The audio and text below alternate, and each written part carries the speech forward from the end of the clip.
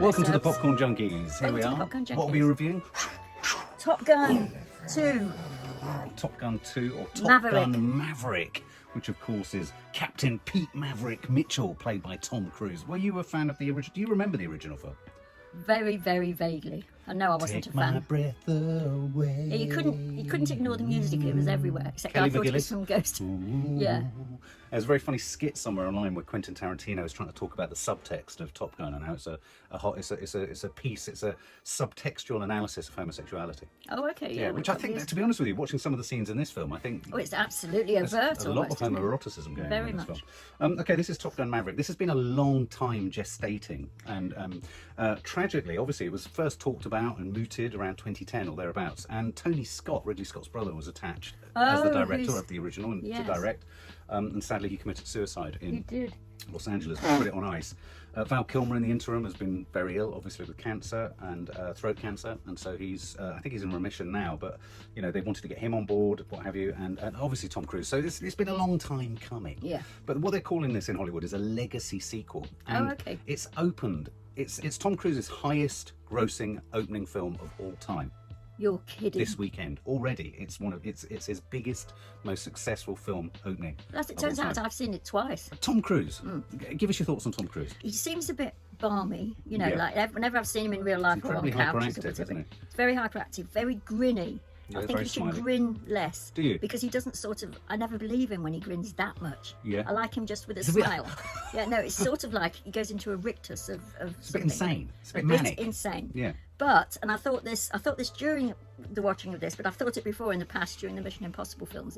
He is, in a world where we're very, very lacking in them, a star, a film star.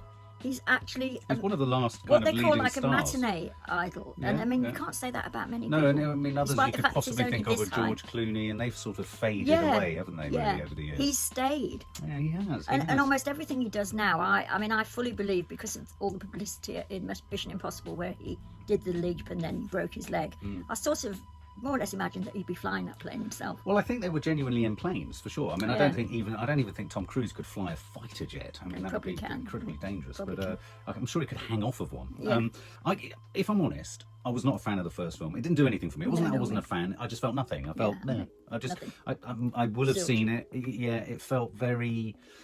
I don't know. I mean, for me, it sits in those sort of films like Beverly Hills Cop, those 80s, all those films of the 80s. I even get Dirty Dancing vibes, because it must have been around the same time as that maybe as well.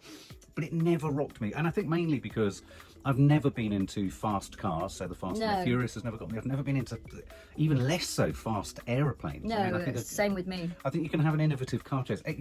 Planes, possibly old war movies where there are dog fights and stuff like that. That's about the best. Or Star Wars, X-Wing fighters and all that kind of stuff. I mean, you know, I can do it in space, but even then only so much.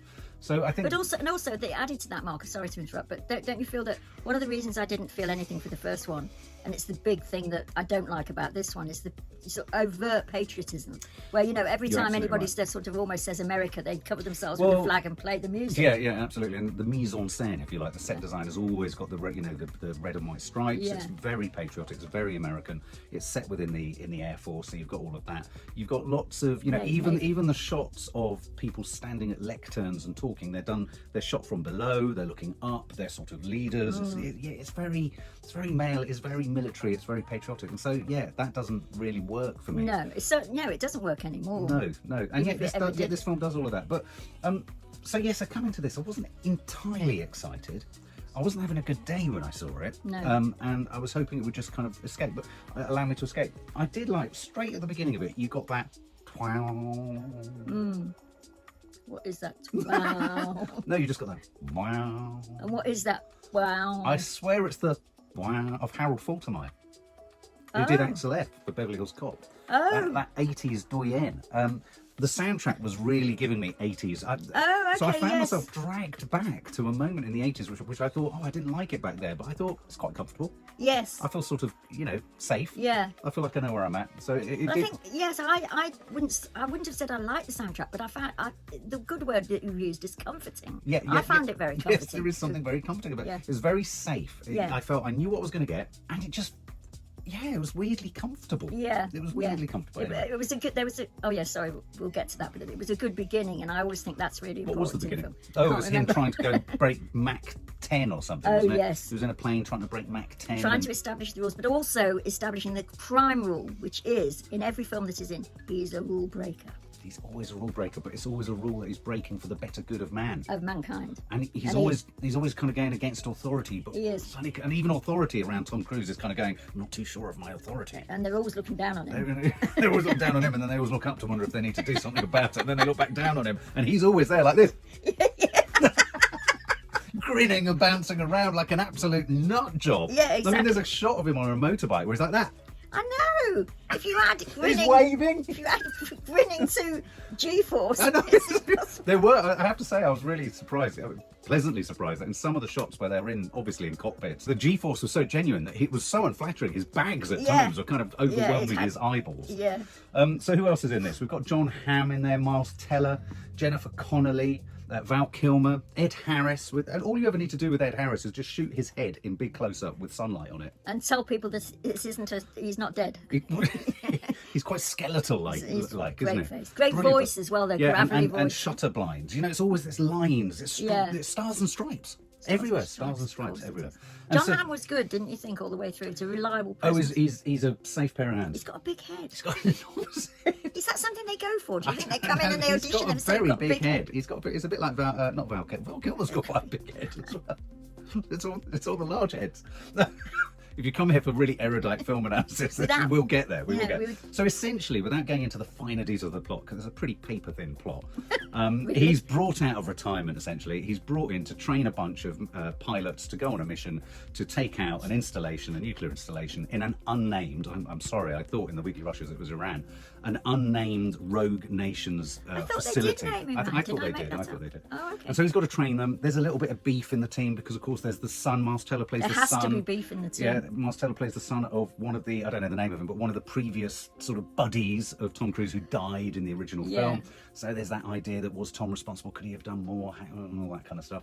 Then you've got the kind of jocks in the group, and then you've got you've got the strong women in there too. And only one. But notice she makes the final team because she more or less has to. Yeah, absolutely. And so they all go on a mission, and and that's pretty much it. It is. Is it? I'm trying to think if I missed a big turn in the story. No. Because the final act is the mission. The middle act is kind of him grappling with... What's he grappling with in himself? He's grappling with his...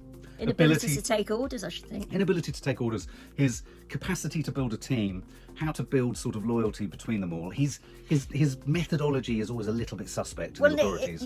And they make reference several times to the fact that he's still only a captain. He sort of counters each time with the fact that he could easily have been an admiral, stroke an admiral, but then I was thinking afterwards, why couldn't he be an admiral? Is it because he never obeys any order? Because he wanted to keep flying planes fast. And then you don't have to go behind a desk, presumably. Yeah. There's a lot of admin, and he didn't. And don't forget that he didn't want to be. I am not a teacher. He's not a teacher. I'm not a teacher. So why are you employing me as a teacher? I'm not a teacher. But he kind of is. Yeah. His first act is to just throw the manual in the bin, which I thought was a great act, but I expected it. Well, yeah, it was a good line. I've got the manual, but so too have the enemy. And you're like, yeah, that's true. I was totally on his side from then, and so were all the men. Yeah, but I thought one of the... it's an interesting film, because if there's a philosophy behind it, and there is a philosophy, it's a brilliant one that Miles Teller and Tom Cruise share, which is, don't think. Just act. Just act, don't think. Which is pretty much what the Americans have been doing since around the world. War. It's pretty much what American foreign policy, to our Yes, sorry. have been doing around the world, which is... Said don't with think. love, in fact. Same with British foreign policy. Yeah. Don't think. Ask questions later. There's a love interest in there, Jennifer Connelly. And interestingly, I keep seeming to interrupt you, but I've seen it twice by a complete sort of accident of our diaries and whatever. Was it an entirely different experience each time? No, I enjoyed it both times, maybe more the second time, but I felt in the second time that the Jennifer Connelly bits were completely stopping the action and made me a bit angry.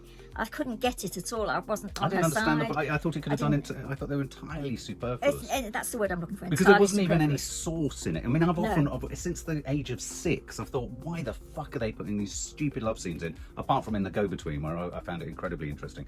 But I just thought, why? Because I didn't feel it added anything to Tom's character. I mean, I suppose they were trying to show that he'd grown up, he'd moved on, he was going to break hearts and all this kind of stuff. And also we have to see through her eyes that he is feeling all these deep thoughts. Yeah. Which we do, because, you know, occasionally.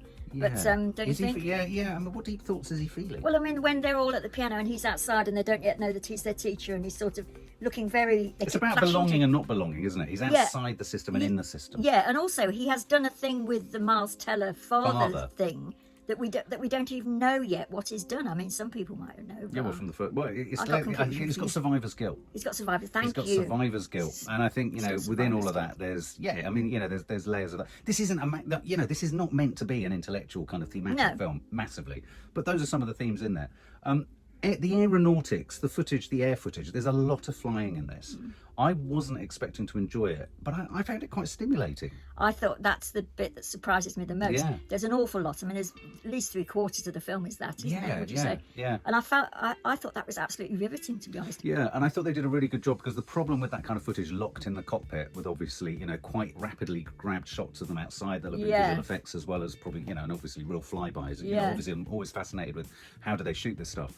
But what I thought they did, which was quite clever, and so they should have done, I mean, really, was that they managed to make the three sort of acts of the film, there was a different flavour to the aeronautical footage in each act. Yeah. So, you know, the final mission had a very different feel to it, the dogfights and all that, to the middle section where he's trying to prove that they can get there, and it's the failure and it's the near death of some of his colleagues and the passing out and all that. And then contrary to that, you had the first scene where he's flying like a supersonic jet. Yeah. And that's a bit almost sci-fi, wasn't it? It was a bit UFO-y. And also there was something sci-fi-ish, I thought, about the final scene where those planes are going like that, because that kept me absolutely hooked. Yeah. Because even me, who was not interested at all in the aeronautics in one sense, when you're being shown whatever they were called, whatever their name that they kept being called on the radio was, you could see them coming two behind two. On the radar. You've got skin in the game, it seems. You absolutely know who they are, and you want them to go faster and not faster. What am I saying? Slower.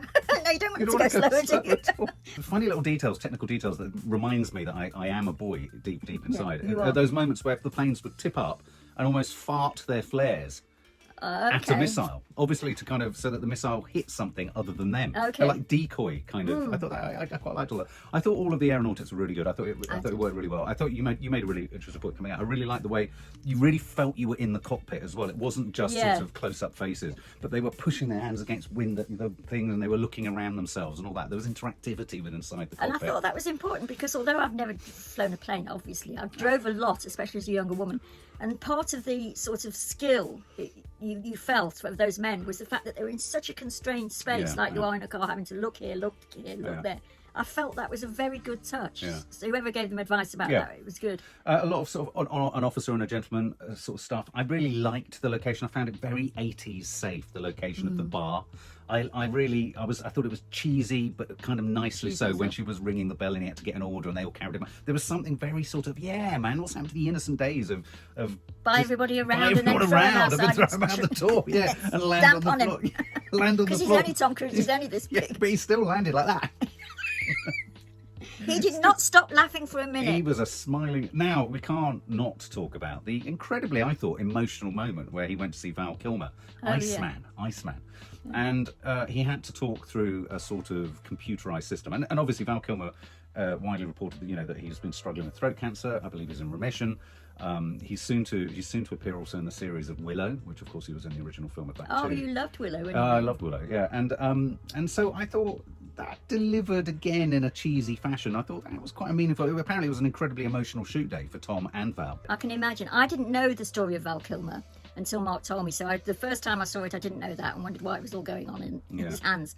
And I did know it by the second thing, but yes, it was emotional as it was supposed to be. Yeah, exactly. I tell you what I thought, and I'd be fascinated to know, what is the budget of this? Right, the budget was 170 million. And how does that line up? Well, that lines up insofar as something like, the superhero films are around 200 to say the Avengers, 200 to 250 million, where you're assuming that the vast majority of that is on the stars and the CGI.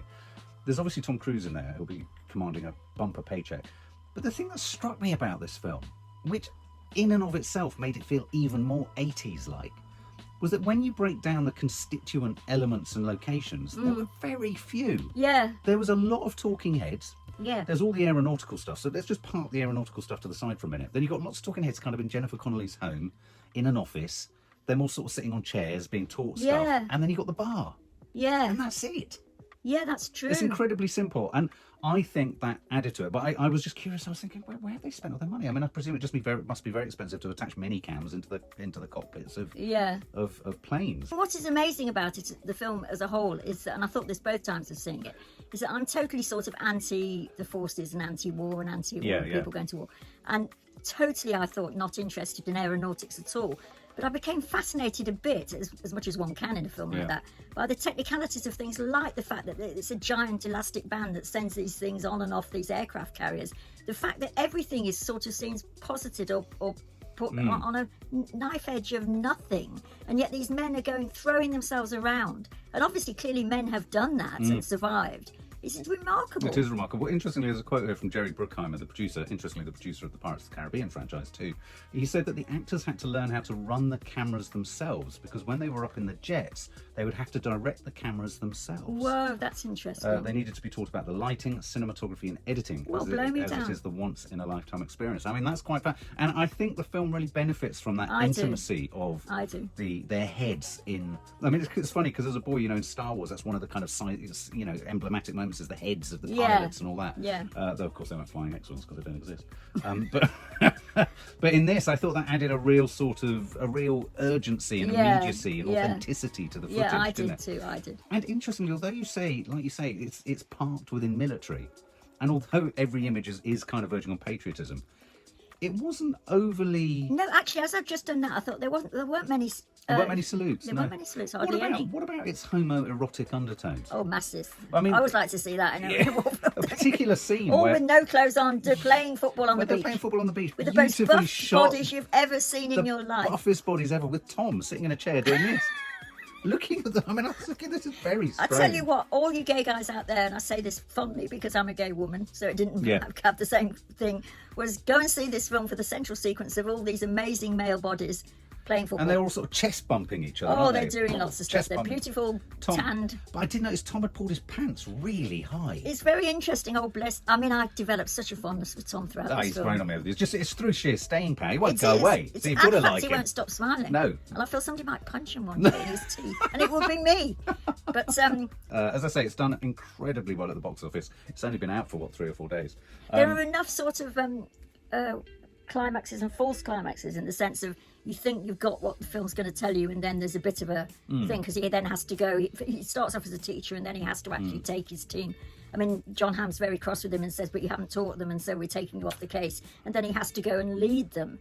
And of course, when you think about it, that always had to be coming, because he has to show that he's the fastest man on earth, and he can also save everybody. In fact, I'm surprised he doesn't go out in a plane and start pulling them all out of their things, so they all go back in one plane, which is Tom. I mean, if I had a criticism slightly, I didn't feel massive jeopardy throughout it.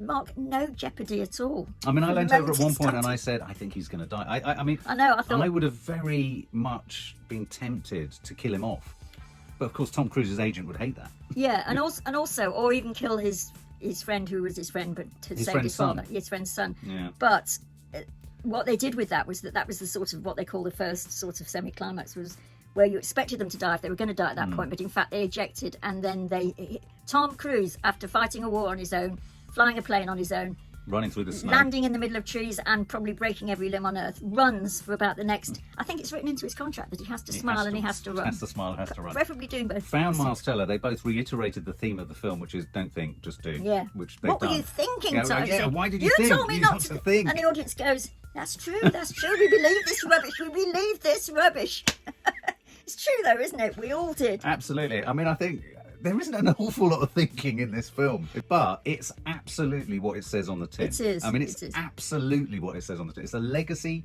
80s legacy sequel that is not just in its subject matter, but almost in its in the simplicity of how it's executed. Yeah. Very 80s in itself. It is. So if you fancy a nice trip, I'll kind of sum up. I mean, I just thought it kind of delivered on that. It's not complicated. It's crowd pleasing. If someone like me who isn't drawn to that kind of aeronautical stuff found that kind of stimulating, I think you might be in for quite an entertaining ride. Didn't think I could even read it on the screen, but it benefited from us sitting right at the front of the cinema as well. Yeah, but they also made it sort of idiot-proof in a sense. I mean, even I could see what was going on. Yeah. And I think it would be great to see in IMAX. I mean, it really is. The camera work is amazing. Yeah. So, you know, it's not my kind of film. No. But if I was to give it a score in its own terms, I'd give it 85 out of 100 as a blockbuster, as a piece of cinematic experience. I'm pleased you went first because I kept thinking I'm in difficulties here because within its genre, I would give it a very, very high mark because I think it ticked every box.